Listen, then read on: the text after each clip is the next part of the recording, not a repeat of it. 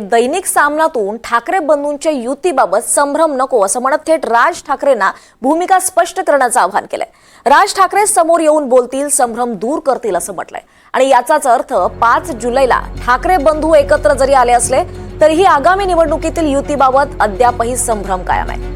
दुसरीकडे 2 दिवसांपूर्वीच दिल्लीत गेलेल्या एकनाथ शिंदेंची अमित शहांसोबत बैठक झाली आणि या बैठकीत भाजपत येतो मुख्यमंत्री करा अशी चर्चा शिंदे शहांमध्ये झाल्याचा दावा सुद्धा सामनातून करण्यात आलाय। महाराष्ट्रात जे सध्या सुरू आहे ते थांबवून दाखवते, फक्त मुख्यमंत्री करा अशी विनंती अमित शहांकडे एकनाथ शिंदेंनी केल्याचा दावा सामनातून करण्यात आलाय।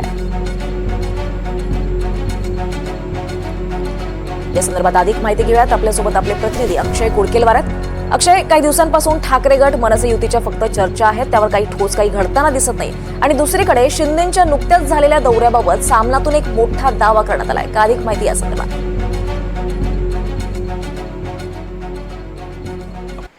दीपाली, यात आपण बघतोय की आज संजय राऊत यांनी सामनामधनं जे रविवारचं त्यांचं रोकटोक सदर असतं, या रोकटोक सदराच्या माध्यमातून 2 ठाकरे बंधू एकत्र आल्याची धास्ती या सरकारने घेतली असल्याचं स्पष्ट केलंय। शिवसेना अर्थातच उद्धव बाळासाहेब ठाकरे पक्षाकडनं उद्धव ठाकरे यांनी युतीबाबतचं चित्र स्पष्ट केलंय, मात्र राज ठाकरे हेच अधिकृत भूमिका घेतील असं सांगण्यात आलंय।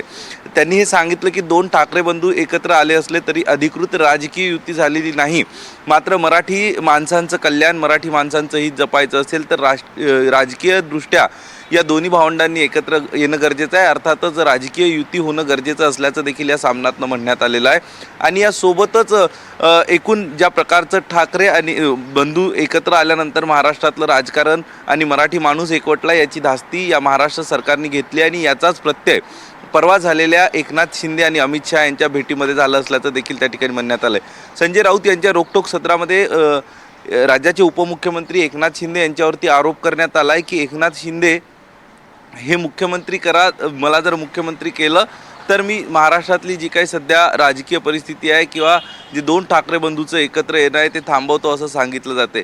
दुसरीकडे हा देखील सवाल उपस्थित करण्यात आला आहे की ज्यावेळी राज ठाकरे उद्धव ठाकरे एका मंचावर मराठीच्या मुद्द्यावरनं आले तर अनेक राजकीय पक्ष किंवा विरोधात असलेले अर्थात शिवसेना, शिंदेंची शिवसेना असो किंवा भाजप असो यांच्या माध्यमातून राज ठाकरे यांची भूमिका ही योग्य मानली गेली आणि दुसरीकडे उद्धव ठाकरे यांच्या भूमिकेवरती संशय व्यक्त करण्यात आला। तर असं असताना 2 भावंडांच्या भूमिकांचं वेगवेगळं विश्लेषण विरोधक का करताय ह्यावर देखील प्रश्न उपस्थित करण्यात आला। जर राज ठाकरेंची भूमिका योग्य असेल तर उद्धव ठाकरे यांची भूमिका देखील योग्यच म्हटली पाहिजे होती, मात्र स्वतःच्याच बुद्धीचे किंवा स्वतःचेच एकूण जी परिस्थिती आहे केविलवाणी विरोधक करून घेत आहे असंही संजय राऊत यांनी त्या रोकटोकमध्ये म्हटलं आहे। सगळ्यात महत्त्वाचं 2च मुद्द्यांवरती संजय राऊत यांनी 2 मुद्दे हे अधोरेखित केलेले आहे। एक तर राज ठाकरे यांनी राजकीय युतीबाबत स्पष्टता आणावी किंवा दुसरी एक महत्त्वाची गोष्ट की एकनाथ शिंदे आणि भाजपा हे मराठी लोकांना वेगळं करू पाहत आहे आणि एकनाथ शिंदे हे मुख्यमंत्री पदासाठी काही तडजोड करू शकते, ते भाजपात देखील जाऊ शकते। त्यामुळे येत्या काळात आपण जे पैसे घेऊन गुंडांच्या टोळ्या तयार झालेल्या यापासून सावध राहण्याचे संकेत देखील या लेखातनं दिलेले आहेत। निश्चितच धन्यवाद अक्षय, आपण दिलेल्या या सगळ्या सविस्तर माहितीसाठी।